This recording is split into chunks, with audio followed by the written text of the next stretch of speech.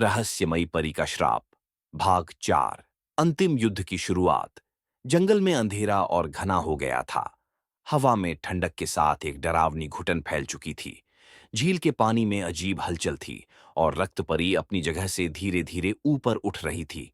तुम लोग मुझे हराने की सोच भी कैसे सकते हो? उसकी गूंजती हुई आवाज जंगल के हर पेड़ से टकरा रही थी। मैं यहां सदियों से हूं और मैं ही इस जंगल की असली शक्ति हूं।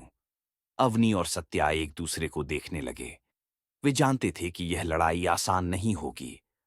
अगर हमें यह श्राप तोड़ना है तो हमें इसकी असली जड़ को खोजना होगा, सत्या ने कहा। अवनी ने सिर हिलाया। हमें उस शक्ति को खत्म करना होगा जिसने इस जंगल को कैद कर रखा है। लेकिन वह शक्ति कहाँ है? रक्तपरी ने उनकी बातें सुनकर जोर से हंसते हुए कहा, मेरे रहते तुम इस जंगल की जड़ तक कभी नहीं पहुंच सकते। और तभी वह हवा में घुलने लगी। उसकी काली ऊर्जा पूरे जंगल में फैल गई। पेड़ काले धुएं में बदलने लगे और झील का पानी रक्त जैसा लाल हो गया। युद्ध शुरू हो चुका था। श्राप का असली रहस्य अचानक सत्या को कुछ याद आया। अवनी, क्या तुम्हें वह पुरानी कहानी याद है? कौन सी? जिसमें कहा गया था कि यह जंगल कभी एक पवित्र स्थान हुआ करता था, जब तक कि एक लालची राजा ने इसे श्रापित नहीं कर दिया था। अवनी को झटका लगा। तो क्या इसका मतलब है कि? हाँ, सत्या ने कहा।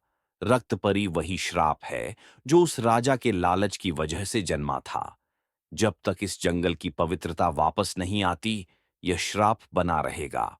अब सवाल यह था कि वे इस पवित्रता को वापस कैसे लाएं। रक्तपरी ने अचानक अपना असली रूप धारण कर लिया। अब वह एक विशाल काले धुएं जैसी आकृति बन चुकी थी, जिसकी लाल आंखें आग की तरह जल रही थीं। तुम्हें लगता है कि तुम मुझे रोक सकते हो? उसने गरजती हुई आवाज में कहा। हमें कोशिश तो करनी ही होगी, अवनी ने दृढ़ता से कहा। जंगल की आत्माओं की पुकार। अवनी ने अपनी आंखें बंद कीं और अपनी सारी ऊर्जा को महसूस किया। उसे चारों तरफ से फंसी हुई आत्माओं की चीखें सुनाई देने लगीं। वे सब आजादी चाहती थीं। सत्या, हमें उन आत्माओं की मदद चाहिए। कैसे? अवनी ने अपनी ऊर्जा बढ़ाई और जोर से पुकारा। जो भी इस जंगल में कैद हैं, अगर आप मुक्त होना चाहते हैं तो अपनी शक्ति हमें दो। कुछ देर तक सब कुछ शांत रहा। फिर अचानक जंगल की आत्माओं की सफेद रोशनी एक साथ जगमगाने लगी। वे सब अवनी और सत्या के चारों ओर इकट्ठा होने लगीं। रक्तपरी डर गई। नहीं, ऐसा मत करो। लेकिन अब बहुत देर हो चुकी थी। अंतिम प्रहार। अवनी और सत्या ने मिलकर अपनी सारी शक्ति को एक साथ मिलाया और रक्तपरी पर हमला कर दिया। रक्तपरी चीख उठी। उसकी लाल आंखों की चमक धीरे धीरे कम होने लगी।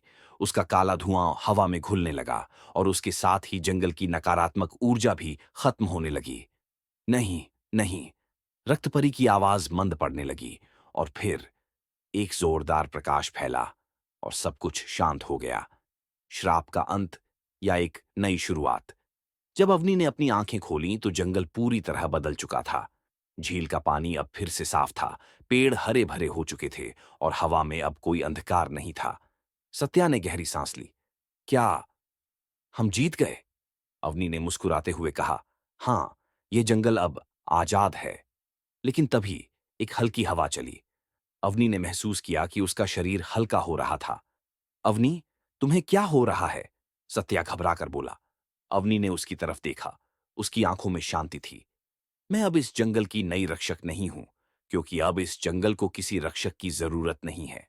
धीरे धीरे अवनी की आत्मा रोशनी में बदलने लगी और फिर वह हवा में घुल गई। सत्या चुपचाप खड़ा रहा। वह जानता था कि अवनी अब इस दुनिया में नहीं थी, लेकिन उसने जो किया वह हमेशा याद रखा जाएगा। अब जंगल में कोई श्राप नहीं था, कोई परी नहीं थी, बस एक कहानी थी।